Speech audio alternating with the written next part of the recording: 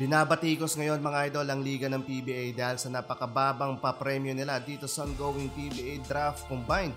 Samahan nyo ako at pag-usapan natin yan. So ayun na nga mga idol at nalalapit na ang PBA Draft 2025. Medyo lumalim pa mga idol ang listahan ng mga draftee sa pagpasok ng mga kilalang Pinoy player sa mundo ng basketball. Isa dyan mga idol ang pinakamatandang applicant na si Jason Brickman, 33 years old mula sa MPBL sa koponan ng Abra Weavers. Yun nga lang hindi rin siya makakadalaw sa mismong araw ng drafting dahil kasalukuyang wala sa ating bansa ang point guard at may dinalawang basketball clinic. Samantalang kasunod naman yan mga idol etong si Dal Panopio, one of the applicants na inaabangan ng mga PBA fans dahil sa angking husay nito mga idol bilang point guard at may malawak na court vision. Sinundan pa yan mga idol ng overseas professional import na si Juan Gomez Del Llano plus mga rookie na maituturing ding elite player. Pero eto mga idol ang number 1 prospect ngayon sa PBA draft ang big man na si Gio Chu. May tangkad na 6'10 at nagmula naman sa koponan ng Abra Weavers sa MPBL. Terra Firma Jeep mga idol ang nakakuha ng first overall pick. At may balita nga mga idol na susugal sa big man ng prangkisa.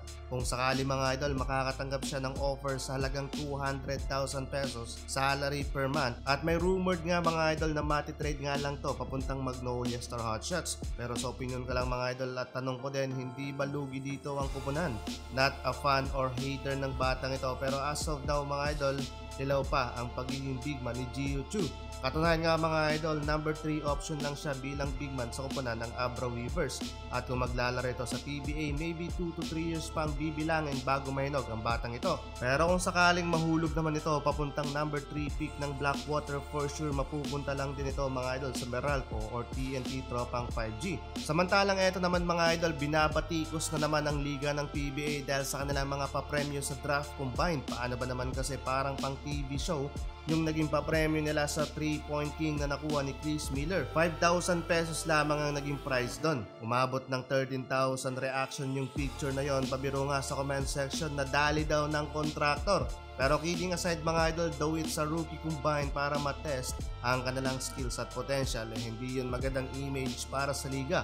Pinapakita lang kung gaano na tayo nauungusan ng mga karatig nating liga sa Asia pagdating sa mga incentives at papremyo. Though saktong 5,000 pesos yon mga idol, kung i-convert naman sa dolyares around $82 lang yon. Less than $100 din.